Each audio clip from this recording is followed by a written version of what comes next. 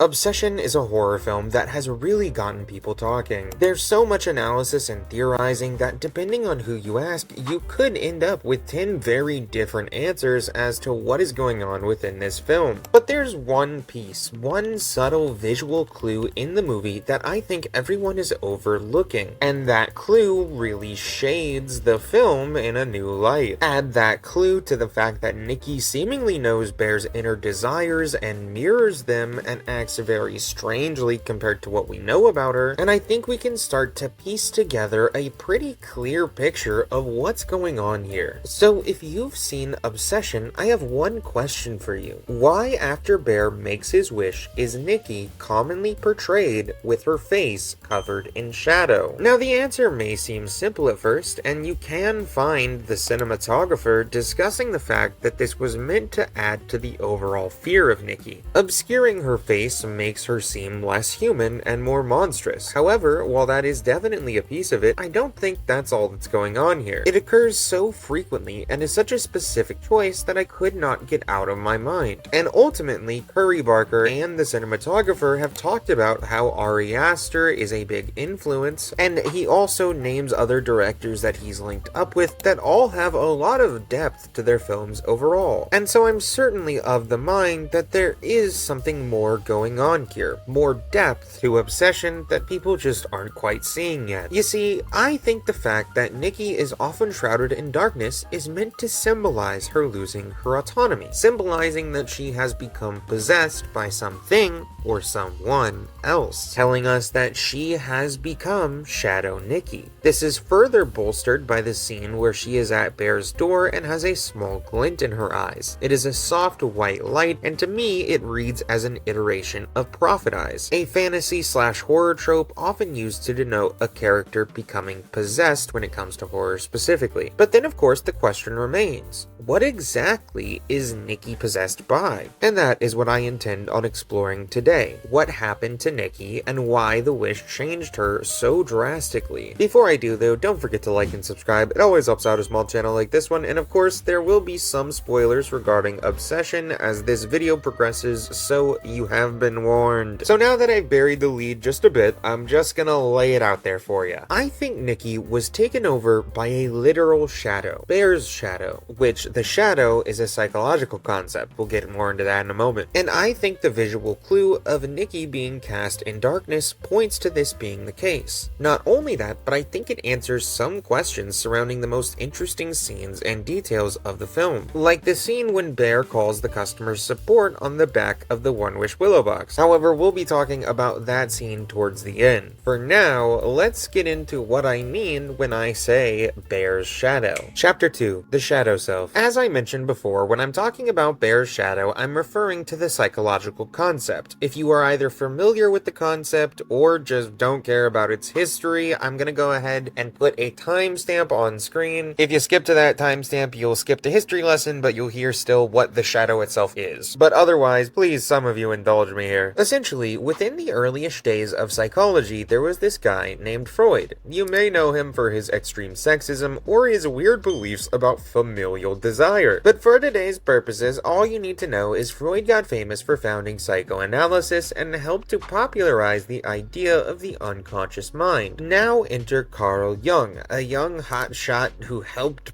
prove the existence of the unconscious mind in a clinical setting, much to the glee of Freud. After meeting for the first time, Freud calls Jung the crown prince of psychoanalysis. However, old CJ over here starts to get more invested in spirituality, as well as in concepts that are considered impossible to prove, and on top of that he starts screwing his patients, so you know, that's great. Which back then, even the extremely sexist Freud took issue with, which is, I mean, hey, good, at least he's okay on that front, I guess. And then Freud, just 5 years after crowning him the crown prince of psychoanalysis, tells Jung to kick rocks, at which point Jung then goes off to create analytical psychology and beat the brakes off of 2 more patients. One of the concepts that pushed Freud to dissociate from Jung was none other than the shadow. You see, Freud's unconscious mind was much more mechanical in action, and essentially just served as a place where unwanted intimate desires lied, and that it was something to overcome. Jung however, disagreed. He believed that the shadow should be understood, not overcome, and that it contained every repressed part of oneself, both good and bad, but often trending towards bad. Now, thank you for either sleeping through that part or just indulging me, okay? Either way, it helps boost my ego, thank you. But of course, I think this applies directly to the film that we are discussing. If the shadow is every desire you push down, every urge that you must mask, then holy fuck, Bear's shadow is probably the size of the Empire State Building. Chapter 3, Bear's Shadow. Throughout the film, Bear is regularly shown to not deal with tough situations properly, and seems to not be able to process some of the most traumatic events in his life. At the start of the film, we see that Bear's cat, Sandy, has sadly died due to getting into a bottle of pills, which I do need to note that the pills were nowhere near the medicine cabinet, so clearly his negligence in leaving them out leads to her demise, with Sandy's only crime being that she's one of the girls in Bear's life that loves him. Seems like something for another video, which may or may not be in the works, I don't know though. But upon this death, Bear cleans up the mess and throws Sandy away in the garbage, not even providing her a proper burial. He cries to himself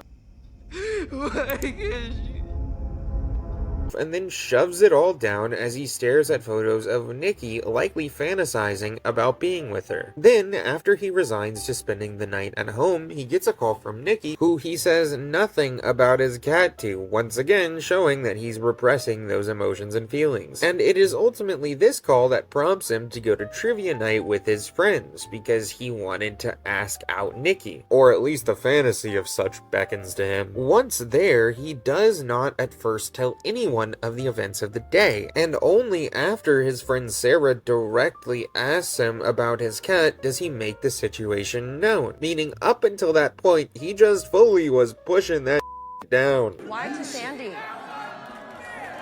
She died. What? Sandy died.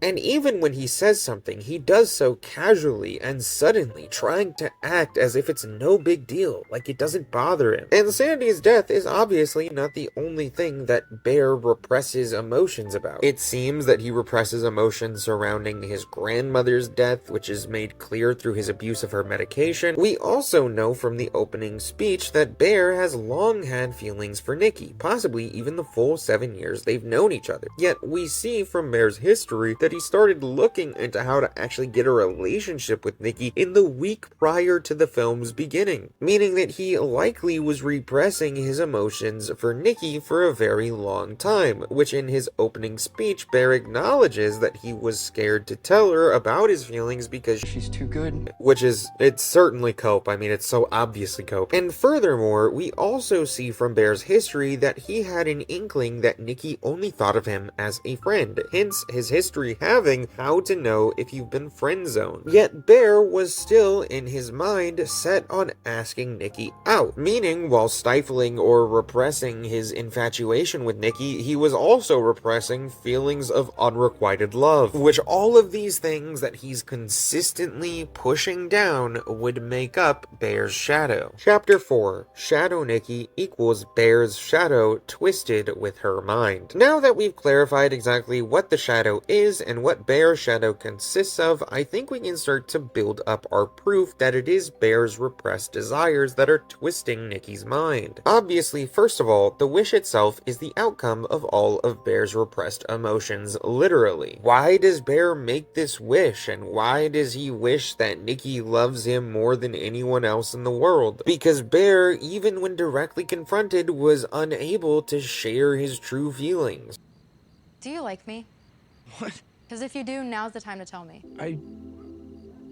I think we're good friends. Okay. Good.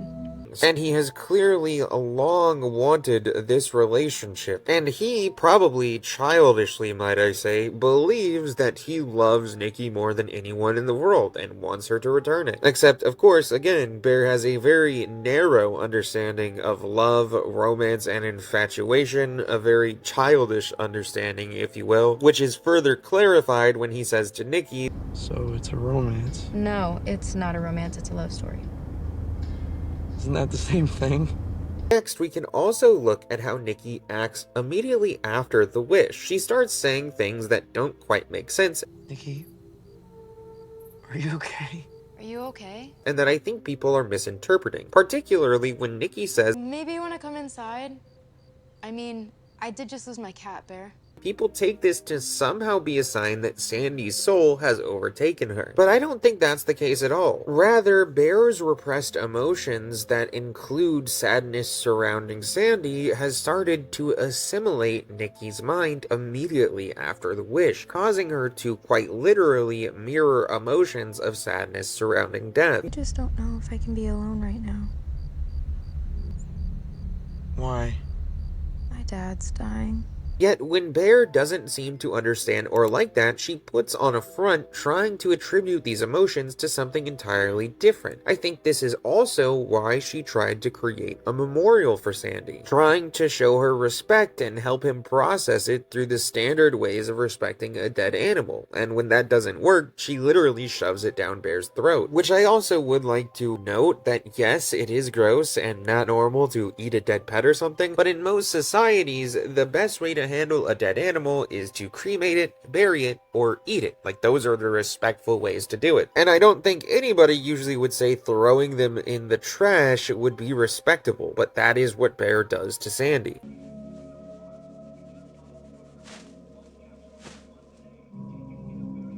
And I think Bear's underlying unhandled sadness regarding Sandy continues to twist Nikki's mind into these seemingly deranged acts. Also, Bear is shown to either 1, not really know that much about Nikki even though they were close friends, or 2, doesn't care about Nikki or think about her outside the context of his own life. We know this because he accepts that Nikki is sad about her father dying of cancer, yet everyone else in the friend group smells bullshit on that immediately. Our dad has cancer. Really? That's what she told me. Her dad in Washington that she doesn't care about. Further, when Bear and Nikki have their lovely picture-perfect montage, I find it interesting that it seems mostly that she just fits perfectly into Bear's life without much changing, which is probably how he always fantasized about his relationship with Nikki. He never cared much about her, just the image he had of her in his mind. I think this is a major reason why at times Nikki goes dormant when Bear isn't around. Sure, it's because of this unhealthy dependency, but I also think it's because Bear never thought much about Nikki outside of the purview of when he's around. Also, one of the major issues on display by Shadow Nikki is her seeming feelings of unrequited love. Why don't you love me? Something we earlier discussed is likely a major piece of Bear's shadow. She fears that Bear doesn't love her like she loves him, much like Bear feared that she only thought of him as a friend, which we get clarification that that is how she thought of him, considering she tells Sarah that he is like a brother to her, and the wish/Bear's desires seem to taint that feeling of brotherhood for that gross Hansel and Gretel story in the middle of the movie. And overall, when Nikki screams, "Why don't you love me?" she's mirroring exactly how Bear felt deep inside with Nikki. Also throughout the film, we see that Nikki very much seems to act as almost a mother figure to Bear, making his lunches or leaving him notes. It's very possible that Bear's grandmother was a mother figure to him prior to passing, and due to Bear repressing his emotions surrounding that and repressing his feelings of sadness about it, Bear's shadow causes Nikki to take up that role akin to a mother figure. Another thing that we see is that Nikki explicitly states that Bear has not been with her. She's sleeping. It's me. You are you, Nikki. Shh. Please don't wake her up. Just kill me. What would be so bad? What's so bad about being with me? I've never been with you, Bear. Even going so far as to underline photos of them saying, "not me." And seemingly, anytime Nikki sees herself or anytime Bear acknowledges the cracks in the facade, it all starts to break down. Does your dad really have cancer? No. Oh, no. No. What? No, no, no, no, no, no, no, no, don't do that! I thought we were having a nice day! We are. It's okay. We are. Then why does it matter? Doesn't matter to me. So if Nikki isn't her true self, then who is she? Again, she's a twisted version of Bear's innermost desires, his shadow, reflecting back every insecurity and every fantasy. And that brings me to the last scene that I wanted to talk about. Chapter 5, the One Wish Willow support line. Now look, I'd be lying if I said that there wasn't one scene in this film that stands out above all the rest to me, a scene that in many ways feels like it holds a lot more than what you can glean from face value. And that scene is the one that I mentioned towards the start of this video. The scene where Bear is alone in his car and takes a look at the One Wish Willow box, on which he sees a support number who he gives a call. Upon answering it though, the person on the other end seems quite strange. Hello? Hey, what's up? Is this One Wish Willow? Yeah. He asks Bear if he wants to cancel his wish, which of course Bear says he doesn't, but after learning that the wish cannot be altered in any way, he finally relents and says just to cancel it, which the person on the other end gives a disturbing but true answer as to how to end the wish. I mean, when you die, the wish will go away. Canceling it sounds like it was never an option. Otherwise though, the person seems to tell Bear what he wants to hear. When Bear asks if it's real, the person says it's not less real because you chose this for her, which obviously just isn't true. And then finally, the call takes an even darker turn when the person on the other end reveals that he is with Nikki's true self, and you can hear her screaming in agony in the background. You want to talk to her? What? Who? You want to talk to her? Who is that? Nikki? Much like how she screams whenever the facade of Shadow Nikki starts to break down and she starts to scream in terror. Of course, this raises some questions though. Who is this person? Why and how is that person with Nikki's consciousness when Nikki is still seemingly trapped in a form of the sunken place in Nikki's body? Well, before we get to that, I want to quickly address the argument that Curry Barker has addressed the question of who that person is during an interview. Essentially, when asked, he says that he is the person on the other end of the phone. Have you decided like who was on the other line, or Well, that was me. you I don't know want? if you know that. It was you? Yeah, that's my voice. Yeah. Oh, that's crazy. Yeah, I know. But what is he doing there? I mean, he works for the One Wish Willow company. He kind of answers their phone calls. He handles the complaints of all the wishes. But there's no. I mean, I like to keep it pretty vague. I think you could think of it as like some sort of purgatory that she's being kept in, right? But like, who knows? However, as to who the character is, he simply says it is a customer support agent with seemingly little to no thought. But I don't buy this. First, because I believe that a guy who's super into the likes of Ari Aster and whatnot probably puts a little more thought into stuff. But also, this is one of those questions that I really would not trust any answer from a filmmaker on unless I'm their best friend and we're alone in a room and there's no chance it gets out. Because most directors like to keep some mystery to keep people guessing and talking about their film. And furthermore, even if I accept this at face value and assume that he's being fully honest, we have to ask the question, does every director know the intent behind each choice and at all times in their projects? I personally don't think so. I mean, definitely some people can be like that, some writers or directors, but for me, as someone who has written music, stories, and more, writing can sometimes be very intentional, but other times is much like a dream. During the dream, you don't know what it is or what it means, but only after the experience ends and you write it down can you even possibly begin to make some sense of it. I like to call creatives who don't think deeply about intent ahead of time but make amazing cinema anyway,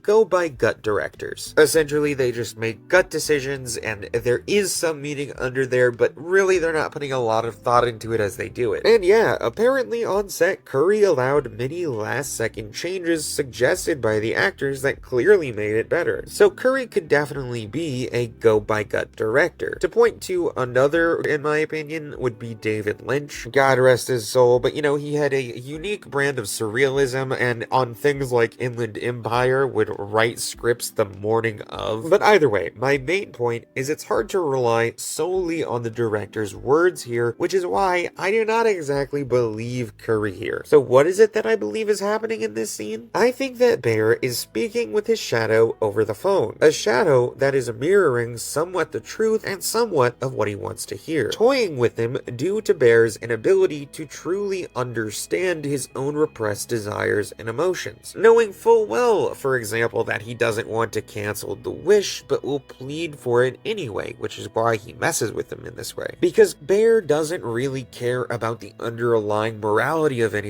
he just cares about the optics. If Nikki could appear normal to the outside world and their friends, he'd have no issue of robbing her of her autonomy and subjecting her to this hell, just so he can keep this broken fantasy alive of being with a woman who does not want him, but he does not care. But it's because he has to hear from the outside world these negative things about it that he is finally kind of relenting. Bear wants this dream life with Nikki, even at the cost of her own life. Furthermore, if Bear's shadow is truly equal to Shadow Nikki and controlling her, it would make sense that it would be there with Nikki's true screaming consciousness in the background, because they're sharing a body. And I think that when his shadow said he must die, he was saying the only way to stop repressing things, to let go of it all, is to die. Because for Bear, processing these things was never an option. His insistence on not dealing with situations, even when they're shoved down his throat, ultimately leads to his demise. When if he let it all go and lived in reality, maybe he could have turned things around and led a good life. But instead he threw it all away and falls victim to his own repression of emotions, memories, and tough situations. Bear falls victim to his own shadow.